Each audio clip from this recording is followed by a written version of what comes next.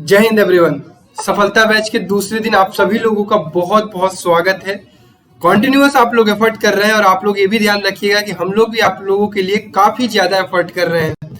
तो हमें दोनों लोगों को मिलकर आखिरी 30 दिन इतना बढ़िया एफर्ट करना है कि टर्म फर्स्ट में हमारे रिजल्ट्स इन सब सारी चीजों का हमें जवाब दें। ठीक है, तो बढ़िया से करना है यार, किसी भी प्रकार की टेंशन नहीं लेनी है, रिलैक्स होकर पढ़ाई करते रहिए। सफलता बैच आपको सफलता दिलाएगी, ये मेरा वादा है। तो ये हमारा टर्म फर्स्ट के लिए प्रिपरेशन चल रहा है और तीसरे दिन की क्लास चल रही होगी आपकी सोशल स्टडीज की। कल हम लोगों ने चैप्टर 1 रिसोर्सेज एंड डेवलपमेंट बहुत ही बढ़िया तरीके से एनसीईआरटी से कंप्लीट की थी। कहां से? एनसीईआरटी की लाइन वाइज लाइन रीड किया था, मैंने आपको चीजें समझाई थी और मैं उम्मीद करता हूं कि आपने भी चीजों को पढ़ी होगी। एमसीक्यू आज हम लोग लगाने वाले, मोस्ट मतलब बढ़िया बढ़िया सवाल लगाने वाले हैं। कैसे कैसे सवाल पूछे जाएंगे उनको हम चीजें समझने वाले हैं। सारे assertion reason, case based type, optional question, match the following, सारी चीजें हम लगाने वाले हैं। और इसके अलावा जो एक इंपॉर्टेंट किताब है जो रिक्वायर्ड है आपके, जिनके पास नहीं है उनको मैं उस किताब से डीपीपी बनाकर प्रोवाइड कर दूंगा ताकि आप पीडीएफ फॉर्म में आपके पास अवेलेबल हो जाए, आप प्रैक्टिस भी कर लें। क्लियर है बच्चों? तो मैं उम्मीद करता हूं कि आप एनसीईआरटी बढ़िया से पढ़ के आए होगे।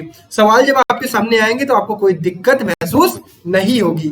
ठीक है, स्टार्ट करें विदाउट वेस्टिंग टाइम। हाँ, एक बात बच्चों की आई थी कि भैया यार ये जो प्रॉब्लम आ रही है कि हम चीजों को याद कैसे रख पाएंगे। देखो दोस्त, जब एक बार पढ़ोगे, दो बार पढ़ोगे, रिवाइज करने आओगे, वो अपने हाईलाइटेड चीजों को दोबारा देखोगे, तुम्हारे माइंड में वो चीजें फिट हो जाएंगी। जब तुम्हारे सामने 4 ऑप्शन आएंगे ना तो वो खुद ब खुद तुम्हें सही ऑप्शन दिखाई देगा, क्योंकि तुम्हें ये भी पता होगा कि गलत क्या होगा। ठीक है, वो एक दिन में नहीं होता है, वो धीरे धीरे होता है। जब चीजों को रिवाइज करोगे, पार्ट टेस्ट दोगे ना बीच में 4 चैप्टर के बाद, तो रिवाइज करोगे, फिर वो तुमसे एक चैप्टर से 2 ही 4 सवाल आएंगे और तुम उसको सही लगा के आओगे। ये मेरा वादा है। ठीक है, बस अपने आप पर और अपनी पढ़ाई पर भरोसा रखो। चलिए, तो अगर जिन्होंने अभी तक टेस्ट सीरीज भाई नहीं ज्वाइन किया है, रैंकर्स लाइव के ऐप से टेस्ट सीरीज अवेलेबल है, जिसकी कॉस्ट जो है, क्योंकि पढ़ाई आपके लिए फ्री है, टेस्ट सीरीज आपका 149 रुपीज का है। कितने का है? 149 रुपीज का है। ये आप हमारे रैंकर्स लाइव के ऐप से डाउनलोड करके परचेज कर सकते हैं। Math, science, SST, English, Hindi, सभी चीजों की टेस्ट सीरीज अवेलेबल रहेगी ताकि आप मेरे अकॉर्डिंगली प्रिपरेशन भी करें, क्योंकि हम लोग पढ़ाते सब कुछ रहेंगे ना दोस्त। कैसा लग रहा है तुम लोगों को? ठीक है, बढ़िया है, जोश हाई है, मेंटेन रहना चाहिए आखिरी 30 दिन तक। ठीक है, और कुछ दिनों में बोर्ड पे आ जाऊंगा, चिंता मत करिए। चलिए, तो ये सारी चीजें अवेलेबल है। आप जाकर आप 149, बहुत छोटी सी प्राइस रखी है, जाकर रैंकर्स लाइव के ऐप से परचेज कर लीजिए। ठीक है, चलिए स्टार्ट करते हैं अपने एमसीक्यू सीरीज को। और पहला क्वेश्चन आपकी स्क्रीन पर है, पढ़िए क्वेश्चन ध्यान से। Fill in the blanks by choosing the most appropriate option. Burial ground is a, burial ground मतलब समझते हैं? इसका मतलब होता है वो जहां पर लाशों को दफनाया जाता है। ठीक है, जो मृत हो जाते हैं लोग, उनको दफनाया जाता है, जिसे हम हिंदी में कब्रिस्तान भी कह सकते हैं ना। तो कब्रिस्तान वो प्लेस होता है जहां पे क्या होगा? Burial ground. ठीक है, तो ब्यूरियल ग्राउंड आप लोगों को पता होना चाहिए कि सरकार का नहीं है, ये नेशनल रिसोर्स नहीं है आपका, ये किसी इंडिविजुअल का रिसोर्स नहीं है, ये कोई इंटरनेशनल रिसोर्स नहीं है, ये कम्युनिटी का रिसोर्स है। जो हमारे मुस्लिम कम्युनिटी लोग हैं उनका एक रिसोर्स है, उनके लिए, उन सभी लोगों के लिए, उनके आस परिवार का कोई भी डेथ होता है तो वहीं पर जाएगा। तो ये कम्युनिटी का ओन रिसोर्सेज है। क्लियर है? तो कौन सा ऑप्शन सही होगा? Option number A. तो मैं आपको सारी चीजें एक्सप्लेन भी करूंगा, ऐसा नहीं कि सिर्फ आपको आंसर बताऊंगा। ठीक है दोस्त, चलिए, मजा आ रहा है? बढ़िया। चलो, अगला सवाल है आपकी स्क्रीन पर। Which of the following elements mineral is the black soil that deficient in? Black soil में कम पाया जाता है ना, डेफिशिएंट इन मतलब यही होगा ना। Which of the following mineral element is black soil that deficient in? तो ब्लैक सॉइल में सबसे कम क्या पाया जाता है, ये आप लोगों को बताइए मुझे जल्दी से। तो इसमें पाया जाता है भाई आपका कैल्शियम कार्बोनेट, मैग्नीशियम, पोटास, और क्या नहीं पाया जाता है? Phosphoric content. तो जो चीजें हैं, अब आपको ये एनसीईआरटी आप रीड की होगी तो ये चीजें आपको पता होंगी, कहीं भी कोई कंफ्यूजन होगा तो आप उस चीज को पूछ सकते हैं। ठीक है, तो आंसर क्या हो जाएगा भाई? Option number D. चलिए, अगला सवाल आपकी स्क्रीन पर, that is match the following. ठीक है, सब कुछ कराऊंगा। ठीक है, चलो, match the items in a column A that of column B. अब यार देखो, तुमने पढ़ रखा होगा तो कम से कम 4 में से 2 चीजें तो आपको पता ही होगी। अब रिन्यूएबल एनर्जी कौन सी होती है? That is solar. ठीक है, पोटेंशियल एनर्जी जो हमारे पास क्षमता तो है बट हम उसको यूज नहीं कर पा रहे, वो क्या है हमारा? Wind energy in Rajasthan. Stock stock में है, जो हमारे स्टॉक में हम उसको यूज ही नहीं कर पा रहे हैं, उसके लिए हमारे पास वो क्या कहते हैं कि हमें टेक्नोलॉजी ने डेवलप की है, दैट इज हाइड्रोजन। इंडिविजुअल, ये पॉन्ड्स किसी का यार किसी बंदे का होता है, मेरा तालाब है भैया, हाँ फलाने साहब का तालाब है। तो ऑप्शन कौन सा करेक्ट होगा भाई? पहले का चौथा, ए का फोर्थ, ये यहीं पे आपको दिख रहा है प्लीज, नहीं ए का थर्ड है, सॉरी एक सेकेंड। तो ए का थर्ड कौन सा है? Option number C. तो C will be the correct. B का फर्स्ट है, बी का फोर्थ दिख रहा है, एक सेकेंड। ए का हम लोगों ने कौन सा लगाया? Potential wind energy in Rajasthan. Stock को हमने लगाया बी का फोर्थ, आपका ऑप्शन नंबर 1 में है। ए का कह रहा है कि सेकेंड पोटेंशियल फॉन्ट्स है, थोड़ा सा कंफ्यूजन हो रहा है ना। पोटेंशियल हाइड्रोजन स्टॉक इसके अकॉर्डिंग क्या दिख रहा है? स्टॉक इज दिस, ठीक है। ए पोटेंशियल को ये क्या कह रहा है? पॉन्ड कह रहा है। और इंडिविजुअल को क्या कह रहा है? इंडिविजुअल को फर्स्ट कह रहा है solar individual, I don't think so. और ये थोड़ा सा गड़बड़ मुझे लग रहा है, आई विल करेक्ट इट। देखो मेरे अकॉर्डिंगली क्या होगा? पोटेंशियल, ये देखो रिन्यूएबल कौन सा होगा? Solar energy. मेरे अकॉर्डिंग तो यार देखो कुछ गड़बड़ लग रहा है यहाँ पे, रिन्यूएबल मेरे को सोलर लग रहा है। देखो बी का फोर्थ होगा, ये तो कंफर्म स्टॉक का हाइड्रोजन होगा, तो ये तो हमें मिल रहा है बी का फोर्थ बस इसमें। तो इसके अकॉर्डिंग तो option number A will be the correct. लेकिन मेरे अकॉर्डिंग तो भाई देखो डी का क्या होना चाहिए? डी का फर्स्ट होना चाहिए सोलर एनर्जी। पोटेंशियल एनर्जी क्या होनी चाहिए? ये है हमारे पास पोटेंशियल एनर्जी, विंड एनर्जी, ठीक है। और इंडिविजुअल दैट इज पॉन्ड्स, मेरे अकॉर्डिंगली ये होगा। तो मैं यहाँ पे लिख दे रहा हूँ भाई, ए का थर्ड होगा। कोई मुझे करेक्ट करना चाहे तो वो कमेंट बॉक्स में करेक्ट कर सकता है।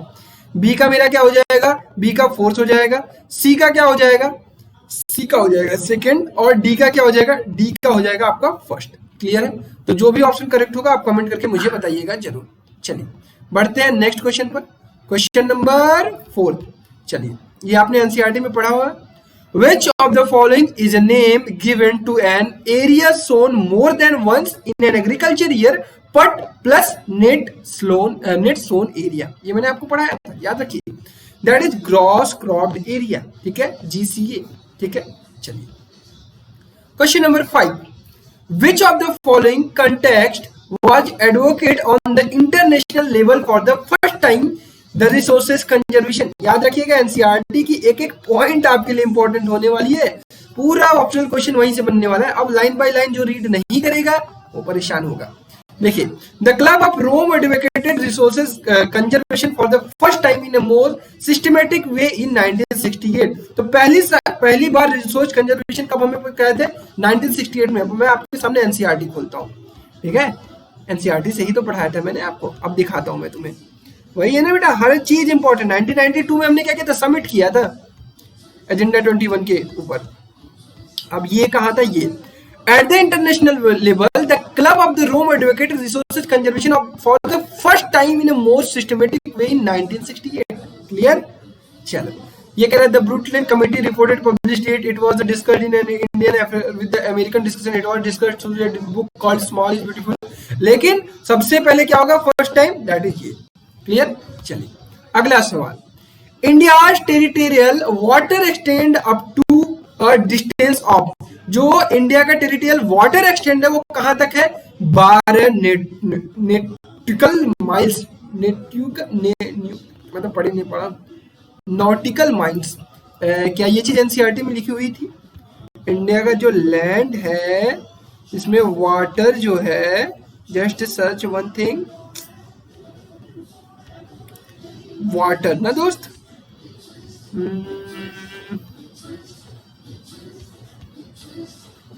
It should be there anyone, just wait. आप लोग पढ़े होंगे आई होप, कल हम लोगों ने पढ़ा था। इट वाज कंसिडर 54% यहाँ पे, 10% अरुणाचल फॉरेस्ट एरिया। ये टॉपिक हम लोगों ने पढ़ा है इंटरनेशनल रिसोर्सेज में। There are international institution which regulate some resources, the oceanic resources beyond 200 nautical miles of exclusive economic zone belong to the open ocean and no individual country can। तो India का यहाँ पे do you know में लिखा हुआ, लेकिन ये mile लिखा हुआ ना, तो मैंने गूगल पे से सर्च किया, that is India territorial water extend up to 12 nautical miles. ये मैं समझना चाह रहा हूँ कि नेटिकल माइल्स होता क्या है, तो एक बार इसको भी समझ लिया जाता है भाई, यही तो है पढ़ने का तरीका बेस्ट। नॉटिकल माइल्स, हाँ ये क्या है? 1 nautical miles is equal to 1.852 kilometre. ठीक है, तो 12 माइल, 1 माइल में 1 नॉटिकल माइल्स में कितने होते हैं भाई? 1.852 किलोमीटर। तो ये लगभग 12 किलोमीटर तक हमारा वाटर एक्सटेंड है, जिस पर हमारा हक है। ठीक है, चलिए next question said 7 red soil is mostly found in. Red soil सबसे ज्यादा कहां पाया जाता है? क्या जम्मू कश्मीर में? नहीं। अपर गंगा प्लेन में? नहीं। Eastern and southern part of Deccan plateau? नहीं। पाया कहा जाता है? Piedmont zone of western Ghat. ये आप एनसीईआरटी पढ़े होंगे, हर टॉपिक में मैंने बताया कि आपको कौन सी चीजें कहां पाई जाती है आपको अच्छे से पता होनी चाहिए। चलिए अगला सवाल, in which of the following state is black soil found. अब देखो कुछ बच्चों कहते भैया हमें याद नहीं है, मैं कैसे याद रखूं? देखो अब ब्लैक सॉइल कहां पाया जाता है ये तो आपको पता है ना कि जम्मू कश्मीर में तो नहीं पाया जाता है। गुजरात में आप फंस सकते हैं, राजस्थान में आप फंस सकते हैं, झारखंड में नहीं पाया जाता है। गुजरात या राजस्थान में। अब राजस्थान में आपको पता है कि यहाँ पे सैंडी वाला पाया जाता है ना, बलुई वाला। ठीक है, तो कौन सा स्टेट बचा? गुजरात। तो ये ऑप्शन कौन सा करेक्ट होगा? गुजरात। चलिए, under which of the following type of resources can tidal energy be put? Abiotic? नहीं। Human made? नहीं। Non recyclable? नहीं।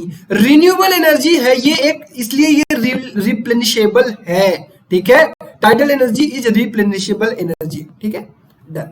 कोई भी टॉपिक अगर आपको ना समझ में आए, कोई भी टॉपिक पे आपको दिक्कत हो, डायरेक्टली गूगल पे सर्च करिए, उसके बारे में डीप नॉलेज लीजिए। ठीक है, यही तरीका होता है। चलिए अगला क्वेश्चन नंबर 10, ये तो सभी लोगों को याद होगा। The Rio Convention endorsed the Global Forest Principle and adopted which of the following for achieving sustainable development in the 21st century? That is Agenda 21, Agenda 22, Agenda 20, Agenda 25. अब इस टॉपिक के लिए आपको कोई कंफ्यूज नहीं कर सकता, क्योंकि आपने 2-3 बार इसको देख लिया है, ये आपके दिमाग में घुस गया है। That is agenda number 21। Clear है? चलिए अगला है, which of the following book includes Gandhian philosophy on conservation of resources? मैंने कहा था ना एक एक चीज इंपॉर्टेंट है एनसीईआरटी की, तो कौन सा होगा इसमें भैया? Small is beautiful. क्लियर है? चलिए 12वां, अब ध्यान ये रखिएगा कि इस चैप्टर की आपको डीपीपी कहाँ मिलेगी? टेलीग्राम चैनल पर। टेलीग्राम चैनल कौन सा है हमारा? @rankus NTSC। क्लियर है बच्चों? चलिए, in which of the following states is the terrace cultivation practised? अब टेरेस कल्टीवेशन कहाँ होगी? पहाड़ी क्षेत्र में होगी, तो आपको बिल्कुल पता है। पंजाब में? हरियाणा में? नहीं। Plains of Uttar Pradesh? Not possible. Uttarakhand is the correct answer, because पहाड़ी एरिया में ही होती है टेरेस कल्टीवेशन। चलिए question number 13, the village of Sukhomajri and the district Jhabua have shown that it is possible to reserve land degradation, to reserve economic prosperity, to reserve water. It means all of these. Clear है? चलिए question number 14, which of the following soils are more common in pediment plains such as Duas, Chaoj and Terai? अब ऐसे जगह पे कौन सा? पिडोमेंट planes मतलब western घाट के आसपास की बात हो रही है, दुआस, चाओज एंड तेराई में, तो दैट इज ब्लैक सॉइल। गलत हो गया क्या? पिडोमेंट planes such as Duars, Chos and Terai. एक बार हम लोग इसको एनसीईआरटी में चेक कर लेते हैं दोस्त कि ये क्या होगा आपका? ब्लैक सॉइल होगा या फिर वो है सॉइल आपका allowable soil? Just checking in Google NCERT, little bit confusion here. अब देखो, आप इस चीज को दोबारा अब इसी के कारण से पढ़ लोगे, तो यहाँ पे हाँ ये है, देखो topic, such soil are more common in piedmont plain such as Duars, Chos and Terai. देखो मेरे को मिसिंग था, तो कोई बात नहीं, वी हैव रिकॉल। तो इसका आंसर क्या हो जाएगा? एलाइबल सॉइल। ठीक है, चलिए 15वां, in which of the following state deforestation due to mining have caused several होना चाहिए, several land या several land होना चाहिए, several land degradation? Jharkhand, Madhya Pradesh, Gujarat, Rajasthan, Orissa, Maharashtra, Chhattisgarh. तो ऐसे कौन कौन से स्टेट है जहां पे deforestation due to the mining? तो आई थिंक सब जगह ऑल ऑफ दिस। डन, इसका ऑल ऑफ दिस होगा। चलिए अगला question, question number 16, choose the feature which is not associated with arid soil. arid soil ध्यान रखिएगा, arid soil कहां पे आपने पढ़ा था? वो बलुई मिट्टी वाली बात हो रही है। एरिड सॉइल कहाँ है, ये देखिए एरिड सॉइल, देखिए यहाँ पे इस फिगर में देखिए ना, एरिड सॉइल कहाँ है, ये वाला, आई थिंक ये वाला फिगर दिखा रहा है। चलिए टॉपिक में देख लेते हैं एरिड सॉइल कहाँ पे हमने पढ़ा है। एरिड सॉइल वो राजस्थान वाला एरिया, ठीक है। चलिए अब क्वेश्चन पे आते हैं। The soil develop a reddish colour due to the diffusion of iron in the crystalline and metamorphic rocks. ऐसा है क्या, ये तो आपने पढ़ा था रेड एंड येलो सॉइल में, मतलब कहाँ पे, रेड सॉइल में, तो ये तो इसका हो ही नहीं सकता है। In some area the salt content is very high and common salt is obtained from this soil. बिल्कुल सही है ये। The lower origin of the soil is occupied by the kankar nodules. बिल्कुल सही है ये। These soil become cultivable after proper irrigation. Proper irrigation के बाद ही। तो भैया ये पूछ रहा है नॉट एसोसिएटेड, आंसर कौन सा लगा के आएंगे, ए वाला। ठीक है, चीजें समझ में आ रही है। देखो एनसीईआरटी आप प्रॉपर पढ़ोगे, एक एक सवाल आप सही लगा के आओगे, ठीक है, सब एनसीईआरटी से आएगा। चलिए अगला सवाल, question number 17, match the column. तो भैया यहाँ पे है, आप कहोगे भैया हम तो भूल रहे हैं, कुछ तो याद होगा, थोड़ा बहुत तो याद होगा। बंगर और खादर कहाँ पढ़ा था, अलाइवल के ही टाइप है। अब मैंने आपको याद कैसे कराया था, बी पहले आता है तो ओल्ड आ जाएगा, ए के बाद में आता है तो न्यू आ जाएगा। तो भैया बंगर किस में जाएगा, ओल्ड। खादर किस में जाएगा, न्यू में। रेगर और फॉलोलैंड, भैया रेगर किसको कहते हैं, कॉटन सॉइल को। ब्लैक सॉइल में मैंने आपको पढ़ाया था ना, ब्लैक सॉइल में पढ़ा था कि कॉटन को जो हम क्या कहते हैं, कॉटन जहां कहा जाता है उसे रेगर भी कहते हैं। फैलोलैंड क्या होता है, ऐसे land, arable land left without cultivation for year और मोर, एक साल या एक साल से ज्यादा बिना कल्टीवेशन को लैंड छोड़ देंगे, दैट इज कॉल्ड फैलोलैंड। डन, मजा आ रहा है, चलो बहुत बढ़िया। अगला सवाल, क्वेश्चन नंबर 18, कुछ याद होगा ना, कुछ तो याद होगा, लगाओ। The club of Rome advocated resource conservation. अभी एक ही चैप्टर पढ़ा, इतना तो याद है ना कि 1968। चलो, earth summit at Rio de Janeiro, earth summit at Rio de Janeiro कब हुआ था, 1992 में। अब इसी में फंसता है matter. Gandhian philosophy presented in a small is beautiful और Brundtland commission reported as sustainable development. अब 74 या 87, अब चार वो ऑप्शन दिए होते हैं, वहां से मामला निकाल लेते हैं आप, यहां पे दिक्कत हो जा रही है। तो इसको एनसीईआरटी पढ़ी होगी तो याद होगा। चलो एनसीईआरटी में देखते हैं। ये 1974 में गांधीयन फिलॉसफी के बारे में बात हो रही है। तो गांधीयन फिलॉसफी कहाँ है, ये 1974, ठीक है। ब्रूटलैंड कमीशन तब 1987, ठीक है। ऐसे ही काम करना है आपको। चलिए अगला क्वेश्चन आ गया है आपका, एसेशन और रीजन। ध्यान से करना है, बहुत ध्यान से। एसेशन रीजन में अगर एसेशन और रीजन दोनों ट्रू है और रीजन जो है करेक्ट एक्सप्लेनेशन है तो ऑप्शन नंबर ए पर क्लिक करेंगे। करेक्ट एक्सप्लेनेशन नहीं है, दोनों ट्रू है तो आप बी पे करेंगे। ए करेक्ट है, एसेशन करेक्ट है, रीजन गलत है तो सी पे, एसेशन गलत है, रीजन करेक्ट है तो डी पे। ऑप्शन एसेशन ए क्या कहता है, human being interacts with nature through technology and create institution to accelerate their economic development. बिल्कुल, ह्यूमन बीइंग रिसोर्सेज से इसीलिए तो इंटरेक्ट करता है, interact with nature through technology and create institution to accelerate their economic development. बिल्कुल सही है। सीजन, resources are essential for human development. बिल्कुल सही कहा। आपके पास नेचर से आप तभी इंटरेक्ट करेंगे जब आपके पास रिसोर्सेज अवेलेबल होंगे। जितने भी नेचर में रिसोर्सेज अवेलेबल हैं उन्हीं का आप यूज करके ह्यूमन की तरह ह्यूमन को डेवलप कर पाएंगे। तो दोनों ही करेक्ट है और reason is the correct explanation for this, क्योंकि आप अपने टेक्नोलॉजी का यूज करके अपने आप को डेवलप करना चाहते हैं, आगे बढ़ना चाहते हैं इकोनॉमिकली, तो आपको रिसोर्सेज को बहुत बढ़िया तरीके से यूज करना पड़ेगा। ठीक है दोस्त, चलो अगला 20वां सवाल, public parks, picnic spots, playground in urban areas are community owned resources. बिल्कुल भाई, किसी भी एरिया में आप पब्लिक पार्क देखेंगे तो उसी मोहल्ले का होता है वो। बिल्कुल सही है। They are accessible to all the people living there. बिल्कुल सही है भाई, ये बिल्कुल उन दोनों लोगों के लिए ही अवेलेबल है। They are accessible to all the people living there, और बिल्कुल इसीलिए ये क्या है, इसका रीजन है, इसीलिए कम्युनिटी ओन्ड है क्योंकि ये इन्हीं लोगों के लिए अवेलेबल है। तो इसका भी ऑप्शन क्या हो जाएगा, डन। 21वां, अभी मैप वाले भी क्वेश्चन करेंगे, डोंट वरी। 21वां क्वेश्चन कहता है resources are vital for the human survival as well as for maintaining the quality of life. बिल्कुल सही सवाल है, बिल्कुल सही एसेशन है कि resources are vital for human survival के लिए ही है, as well as for maintaining the quality of life. बिल्कुल सही है। एंड रीजन है इसका we can not breathe without them. क्या हम इसके बिना ब्रीथ नहीं कर सकते हैं, सांस नहीं ले सकते हैं? ऐसा तो नहीं है यार, आपके पास रिसोर्सेज अवेलेबल नहीं है तो सांस नहीं ले सकते। सांस लेने के लिए तो आपको क्या चाहिए, हवा, वो तो आपके पास अवेलेबल रहेगी ऑलवेज, ठीक है। तो ये रीजन इसका गलत है, तो यहाँ पे ऑप्शन कौन सा क्लिक करेंगे, ऑप्शन नंबर सी। डन। चलिए अब आ जाता है हमारा इस पर केस बेस्ड क्वेश्चन कैसा आएगा। लगाए केस बेस्ड क्वेश्चन, मजा आ रहा है? इसी तरह से क्वेश्चन करना है यार, इतना टेंशन नहीं लेना है कि भैया भूल रहे हैं, चीजें याद नहीं आ रही है, एकदम रिलैक्स होके, ठीक है। चलो अब यहाँ पे क्या करना है, आपको ये चीज पढ़ना होगा, ठीक है। अब ये आपकी किताब से ही उठा के आएगी। अब पहले सवाल पढ़ लेते हैं। Which of the following states are rich in the mineral resources. खोजिए अब इसमें, the states of the Jharkhand, Chhattisgarh and Madhya Pradesh are rich in mineral and coal deposits. तो भैया ऑप्शन नंबर सी। चल fill in the blanks with an appropriate option. Cold desert Ladakh में पाया जाता है, तो वार्म डेजर्ट कहाँ पाया जाता है? अब ये किसको नहीं पता होगा, इसको लिए तो आपको इसको पढ़ना भी नहीं होगा। Rajasthan. Which of the following resources are potential resources. जो हमारे पास काफी प्रचुर मात्रा में अवेलेबल है और हम उसको यूज भी कर रहे हैं, that is wind energy. Done बेटा, wind energy.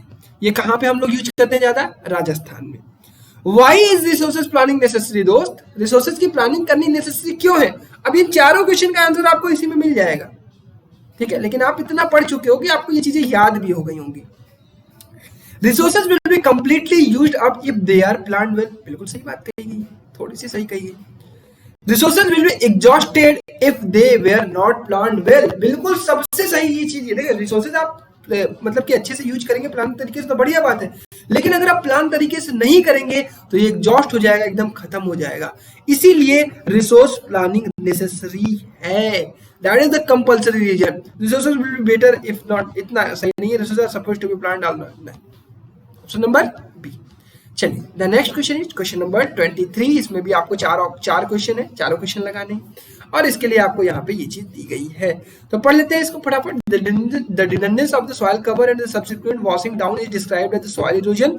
The process of soil formation and erosion go on simultaneously and generally there is a balance between the two. Sometimes this balance is disturbed due to the human activities like deforestation, overgrazing, construction and mining.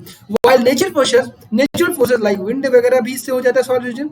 The running water cuts through the clay soil and makes deep channel as gullies. The land becomes unfit for the cultivation and is known as badland. In the Chambal Basin, such lands are called ravines. Sometimes water flows as a sheet over large areas down a slope. In such a case, the top soil is washed away. चलिए question पे आते हैं। Which of the following erosion destroy the subsoil? ऐसा कौन सा erosion है जिसमें जो सॉइल के सबसॉइल को डिस्ट्रॉय कर देता है?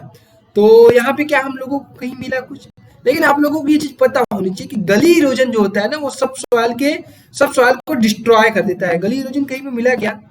ये जो गलीज बन जा रहा है, the running water cuts through the clay soil and makes deep channel as gullies. The land become unfit for cultivation as known as bad land. तो यही कारण है डिस्ट्रॉय करने का सब सॉइल को, that is gully erosion.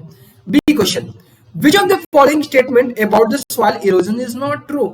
Soil erosion does not effect the soil cover. Soil erosion तो सबसे पहले सॉइल का कवर ही तो डिस्टर्ब करता है, यही तो है। Seat over large area down slope, in such cases the top soil is washed away. तो भैया पहला ही ऑप्शन यहाँ पे करेक्ट होगा, क्योंकि यही सही नहीं है, बाकी तो सब सही है। Soil erosion can be caused by glacier, बिल्कुल सही है।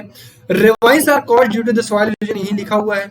Soil formation and soil erosion go hand in hand, बिल्कुल एक दूसरे के एक साथ, एक बार बनते हैं एक बार बिगड़ते हैं। चलिए question number C, which of the following agents cause gully erosion?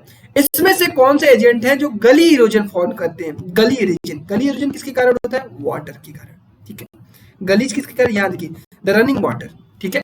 चलिए D, water where are the ravines found? Ravines कहाँ फाउंड किए जाते हैं? अब रेवाइंस आपको यहाँ लिखा हुआ है चंबल बेसिन पर, तो ये आपको याद भी होना चाहिए, याद रखिएगा चंबल बेसिन पर ही रेवाइंस फाउंड किए जाते हैं, मतलब पाए जाते हैं। चलिए अब नेक्स्ट है आपका मैप, आखिरी है। 5 क्वेश्चन इसके हैं, मैप के लगा लेते हैं, चीजों को फिनिश कर देते हैं, उसके बाद डीपीपी आपको मिल जाएगी। डीपीपी अटेम्प्ट करिएगा, खूब सारे क्वेश्चन रहेंगे, एनसीईआरटी पढ़ लीजिएगा, आपका काम हो जाएगा, ठीक है। चलिए, विच of the following dams is depicted by the first in the given map? इनमें से जो नीचे दिया गया है तो पहला सवाल क्या था भाई, विच of the following dams is depicted by the first in the given map. अब आपको क्या करना है, मैप में जाके देखना है कि फर्स्ट कहाँ पे है।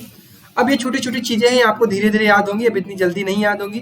तो डैम्स के बारे में मैं आपको बता दे रहा हूँ, यहाँ पे सलल डैम पाया जाता है, ठीक है। मेरे को भी नहीं पता है क्योंकि इतना डीप तो मैंने भी नहीं पढ़ा है, लेकिन धीरे धीरे याद होंगी। ये कहाँ का एरिया, ये तो आपको पता होना चाहिए, ये जम्मू कश्मीर का एरिया है, ठीक है, जम्मू एंड कश्मीर का। क्लियर है। चलिए next question, identify the soil marked as A in the given map. अब ये ए कहाँ पे मार्क किया गया है, ये W है, ये T है, आई थिंक ये वाला है, मैपिंग दिख नहीं रही है, ये A है, ठीक है। तो ये कौन सा सॉइल होता है, क्योंकि एलाइवल सॉइल होता है। तो ऑप्शन कौन सा करेक्ट होगा, option number A. A region has been marked in the map with W to show the major areas where a crop is grown. Identify the crop. Sugarcane, rice, jute, wheat. तो जहां पे W mark किया गया, यहाँ पे सबसे ज्यादा पैदा की जाती है व्हीट, ठीक है। क्या पैदा की जाती है, व्हीट, गेहूं। डन। चलिए, identify the major producer state of tea as A given in the map. ये जो टी का प्रोड्यूसर है, ये तो कौन सा एरिया है, ये अब आपको कोई बताएगा, केरल होगा क्या, महाराष्ट्र होगा, Assam, Jammu Kashmir, Assam will be the correct answer. Done. चलिए आखिरी सवाल आपके लिए मैं छोड़ दे रहा हूं, विच of the following dam is depicted by the second in the given map. यहाँ पे सेकंड कहाँ पे लिखा हुआ है, यहाँ पे है, ये आपका उड़ीसा और छत्तीसगढ़ का बॉर्डर है। बताइए इसमें से कौन सा डैम है। ऑप्शन 4 है आपके पास, इसको आप कमेंट जरूर करिएगा, ठीक है। तो 25 नहीं क्वेश्चन किए हम लोग, इससे ज्यादा। देखो इसमें 4-5 क्वेश्चन थे, तो हम लोगों ने लगभग 40 क्वेश्चन किए होंगे। 4 इसमें 8, 8 5 13, मतलब 3 एक्स्ट्रा हो गए यहाँ पर, और ऑप्शन वाले वो मैच द फॉलोइंग भी थे। तो हम लोगों ने लगभग 40 क्वेश्चन अटेम्प्ट किए यहाँ पर। देखो मेरा क्या मतलब, मेरा मतलब समझ लीजिए 5 मिनट में। एनसीईआरटी अब आपके लिए इंपॉर्टेंट है क्योंकि एमसीक्यू होने वाला है, ठीक है दोस्त। एनसीईआरटी में आपको समझा रहा हूँ, लाइन वाइज लाइन समझा दे रहा हूँ, क्या इंपॉर्टेंट है उसको बता दे रहा हूँ, मार्क करा दे रहा हूँ। क्वेश्चन देखिए वहीं से ऑप्शन बन रहे हैं, ये आपको मैंने पहले ही बता दिया है। उसके बाद 40 क्वेश्चन लगभग मैं आपको प्रैक्टिस करा दूंगा कि यार एमसीक्यू को अटेम्प्ट कैसे करते हैं, सोचते कैसे, एग्जाम में बैठेंगे तो रिकॉल कैसे करेंगे, उसको रिवाइज कैसे करेंगे, ये चीज। उसके बाद आपको डीपीपी मिलेगी, उसमें भी आपके 60-70 क्वेश्चन होंगे। किसी एक अच्छी किताब से आपको मिल जाएगी, जिनके पास किताब अवेलेबल नहीं वो किताब, जिसके पास किताब है वो किताब से कर लेंगे, जिसके पास नहीं है वो किताब से, अरे मेरे डीपीपी से कर लेंगे। फिर उसके बाद क्या करेंगे, फिर दूसरा चैप्टर स्टार्ट करेंगे, उसी तरह फिनिश करेंगे, फिर तीसरा स्टार्ट करेंगे, फिर इसी तरह, फिर चौथा, फिर उसके बाद आपका पार्ट टेस्ट होगा। अब ये पार्ट टेस्ट कहाँ होगा, रैंकर्स लाइव के ऐप पर। तब जाके आप क्या करेंगे, अब इन 3-4 चैप्टर को आप रिवाइज कर लेंगे, तो भैया आपका क्या होगा, फिर से अब चीजें रिकॉल हो जाएंगी। तो ये प्रोसेस अब चीजों को रिटेन करने का, आप सोचते हैं ना कि भैया चीजें याद कैसे होंगी, यही तरीका है। बीच बार बार टेस्ट दो, बार बार अपने आप को इवेल्युएट करो, गलती कहाँ हो रही है, बोल क्या रहा हूँ, क्या चीज मिस कर रहा हूँ, बस इस पर वर्क करना है और आगे बढ़ना है, ठीक है। तो ये सारे मेरे प्रोसीजर है। कैसा लग रहा है आप लोगों को, कैसा मजा आ रहा है, बढ़िया से प्रोसेस फॉलो हो रहा है। लगभग 1 घंटे का आपका लेक्चर होगा, 30 से 40 मिनट का आपका ये होगा, और 3-4 दिन बाद हम लोग आई थिंक मेरी कोशिश ये रहेगी कि जो लेक्चर है वो आपका प्रीमियर होगा, ठीक है। अभी आगे से 3-4 दिन, अभी क्योंकि मैं बाहर हूँ, आप लोगों को पता ही है। और उसके बाद जो ये हमारा एमसीक्यू प्रैक्टिस है, ये हमारा क्या होगा, ये लाइव होगा, ताकि आप अपने डाउट्स पूछ सके, हम चीजों को अच्छे से डिस्कस कर सके, ठीक है बेटा, क्लियर। आई होप आपको लेक्चर्स बहुत बढ़िया पसंद आ रहे होंगे। कंटिन्यू रखिए, अगले 30 दिन तक मेरे साथ वर्क करिए। मैं आपके लिए रात भर जाग के, ये रात के 1 बजे वीडियो रिकॉर्ड हो रहा है, बस इतना याद रखिएगा, ठीक है। तो भाई मैं मेहनत कर रहा हूँ, आप लोग भी करते रहिए, अच्छा करेंगे, ठीक है। चलिए तब तक अपना ख्याल रखिए, bye bye, take care, love you all and Jai Hind.